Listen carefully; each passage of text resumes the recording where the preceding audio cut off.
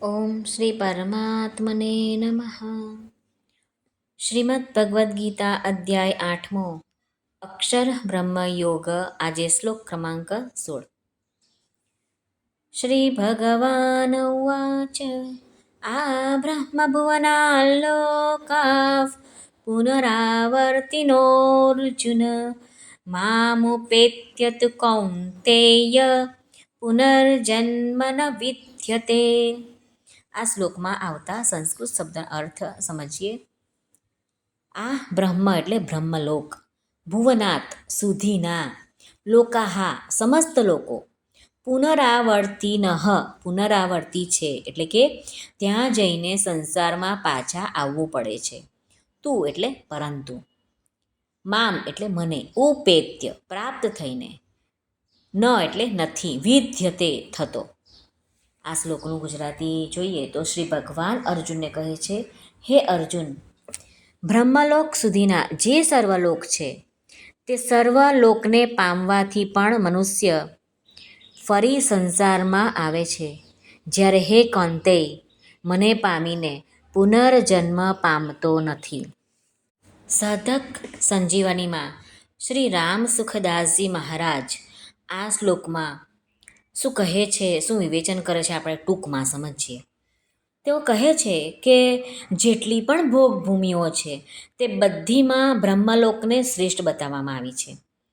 બધા જ પૃથ્વીમંડળનો રાજા હોય અને તેનું ધન ધાન્યથી સંપન્ન રાજ્ય હોય, સ્ત્રી પુરુષ પરિવાર વગેરે બધા જ તેને અનુકૂળ હોય, તેની વ્યવસ્થા હોય તથા શરીર નિરોગી હોય, એને મૃત્યુલોકનું પૂર્ણ સુખ માનવામાં આવ્યું છે. મૃત્યુલોકના સુખથી 100 ગણું અધિક સુખ મર્ત્ય દેવતાઓનું છે. અને મર્ત્ય દેવતાઓ તેમને કહે છે જેઓ પુણ્ય કર્મ કરીને દેવલોકને પ્રાપ્ત થયા છે. અને દેવલોકના પ્રાપ્ત થયેલ પુણ્ય ક્ષીણ થતાં ફરીથી તેઓને મૃત્યુલોકમાં આવવું પડે છે. મર્ત્ય દેવતાઓથી 100 ગણું અધિક સુખ આજન દેવતાઓનું છે, જે કલ્પના આદિમાં દેવતાઓ બન્યા છે અને કલ્પના અંત સુધી દેવતાઓ તરીકે રહેશે. આ અજાન દેવતાઓથી પણ 100 ગણું અધિક સુખ ઇન્દ્રનું માનવામાં આવ્યું છે. ઇન્દ્રના સુખથી 100 ગણું અધિક સુખ બ્રહ્મલોકનું માનવામાં આવ્યું છે. આ બ્રહ્મલોકના સુખથી પણ અનંત ગણું અધિક સુખ ભગવત પ્રાપ્ત તત્વજ્ઞ જીવન મુક્ત મહાપુરુષનું માનવામાં આવ્યું છે.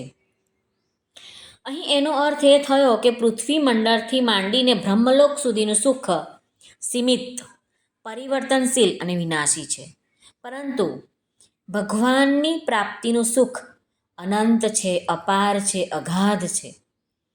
આ સુખ કદી નષ્ટ થતું જ નથી. અનંત બ્રહ્મા અને અનંત બ્રહ્માંડ સમાપ્ત થઈ જાય તો પણ આ પરમ પ્રાપ્તિનું સુખ કદી નષ્ટ નથી થતું, પરંતુ સદા નિરંતર ચાલતું રહે છે. અહીં ભગવાને એક શબ્દ વાપર્યો છે, પુનરાવર્તિનઃ. તો ભગવાનનો ભાવ છે, આ સ્વામી રામસુખદાસજી કહે છે કે એક ભાવ એવો પણ છે કે આ પ્રાણીઓ સાક્ષાત પરમાત્માનો અંશ હોવાને કારણે નિત્ય છે. આથી તેઓ જ્યાં સુધી નિત્ય તત્વ પરમાત્માને પ્રાપ્ત નથી કરી લેતા ત્યાં સુધી ગમે તેટલા ઊંચા લોકમાં જવા છતાં પણ ત્યાંથી પાછું ફરવું પડે છે. આથી બ્રહ્મલોક વગેરે ઊંચા લોકમાં જવાવાળા પણ પુનર્જન્મને પ્રાપ્ત થાય છે. પુનર્જન્મ પ્રાપ્ત કરવો એટલે આગલા શ્લોકમાં આપણે જોયું કે દુઃખાલય છે. બ્રહ્માજી પોતે કારક પુરુષ છે તથા ભગવાનના ભક્ત પણ છે. તો બ્રહ્મલોકમાં જવાવાળા બ્રહ્માજીનું દર્શન કરે જ છે, તો પછી તેમની મુક્તિ કેમ નથી થતી? પાછા મનુષ્યલોકમાં કેમ આવવું પડે છે? આનું સમાધાન એ છે કે સંત ભક્ત વગેરેના દર્શન, સંભાષણ, ચિંતન વગેરેનું મહાત્મય આ મૃત્યુલોકના મનુષ્યને માટે જ છે. કારણ કે આ મનુષ્ય શરીર કેવળ ભગવત પ્રાપ્તિને માટે જ છે.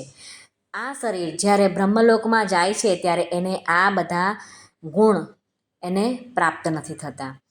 ભગવાનની પ્રાપ્તિ માટેનું સાધન હોય તો તે આ મનુષ્ય લોક જ છે, આ શરીર જ છે મનુષ્યનું શરીર. આથી મનુષ્યને જો મુક્તિનો ઉપાય મળી જાય તો તેઓ મુક્ત થઈ જાય છે. આથી શ્રી ભગવાન આ શ્લોકમાં કહેવા માંગે છે કે બ્રહ્મલોક સુધીના બધા લોકો મનુષ્ય આ સંસારમાં ફરી એમને આવવું પડે છે, પરંતુ જ્યારે ભગવત પ્રાપ્તિ થઈ જાય છે, ભગવાન કહે છે કે મારી પ્રાપ્તિ થઈ જાય છે, પરમ ગતિને પ્રાપ્ત થઈ જાય છે, ફરી પાછું પુનર્જન્મ લેવો પડતો નથી અને આ સંસારરૂપી દુઃખાલયમાં પાછું આવવું પડતું નથી. એટલે હવે આપણે ચેતી જજો અને સમજી જજો કે આપણે શું કરવા અહીંયા આવ્યા છે, શું કરવાનું છે અને શું કરવાનું બાકી રહી ગયું છે. શ્રી કૃષ્ણ અર્પણમસ્તુ. સર્વને ભાવથી જય શ્રી કૃષ્ણ. રાધે રાધે. હરિઓમ તત્સત. જય ગુરુદેવ દત્ત. જય સ્વામિનારાયણ. જય માતાજી. નમઃ પાર્વતી પતે. હર હર મહાદેવ. હર સિદ્ધેશ્વર મહાદેવની છે. સર્વનું કલ્યાણ થાઓ, સર્વનું કલ્યાણ થાઓ, સર્વનું કલ્યાણ થાઓ. જો આપને આ વિડીયો પસંદ આવ્યો હોય તો અમારી ચેનલ ધાર્મિક એને લાઇક, શેર અને સબસ્ક્રાઈબ જરૂરથી કરી દેશો, જેથી આવનારા નવા વિડીયો તમારા સુધી તરત પહોંચી શકે. આપ સર્વનો ખૂબ ખૂબ ધન્યવાદ.